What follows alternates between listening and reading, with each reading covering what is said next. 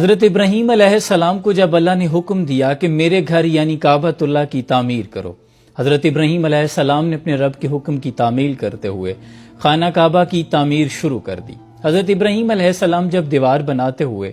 یہاں تک پہنچ کے کہ دیوار بلند ہونے لگی، آپ کا ہاتھ نہیں پہنچ رہا تھا،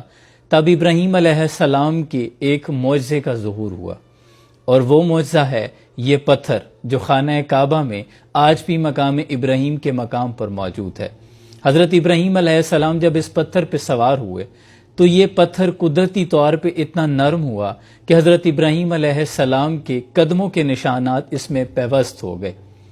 اور حضرت ابراہیم علیہ السلام جب دیوار کی تعمیر کے لیے اس کے اوپر چڑھتے تو یہ پتھر کعبے کی دیوار کے ساتھ اوپر اٹھ جاتا، جہاں تک آپ نے دیوار بنانی ہوتی یہ پتھر وہیں آپ کو مقام پہ لے جاتا۔ سبحان اللہ۔ اس پتھر کے حوالے سے قرآن کریم میں اللہ نے سورہ آل عمران میں فرمایا ہے کہ بے شک خانہ کعبہ میں اللہ کی بہت سی کھلی نشانیاں ہیں، مفہوم بیان کر رہا ہوں، ان میں سے سب سے بڑی نشانی مقام ابراہیم ہے، اور دوسری جگہ اس پتھر کی فضیلت کو بیان کیا۔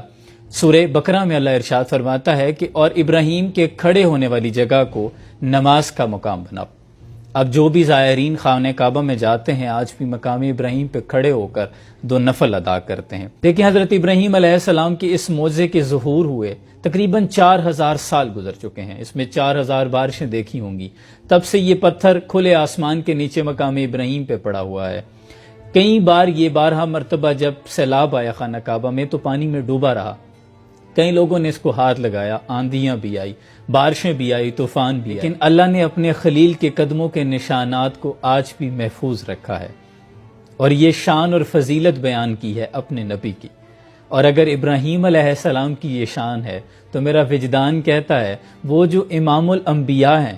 وہ جو تاجدار انبیاء ہیں جنہوں نے امامت کروائی، ابراہیم مقتدی ہیں، پھر ابراہیم علیہ السلام کا یہ مقام ہے تو سرکار کا عالم کیا ہوگا۔ سبحان اللہ۔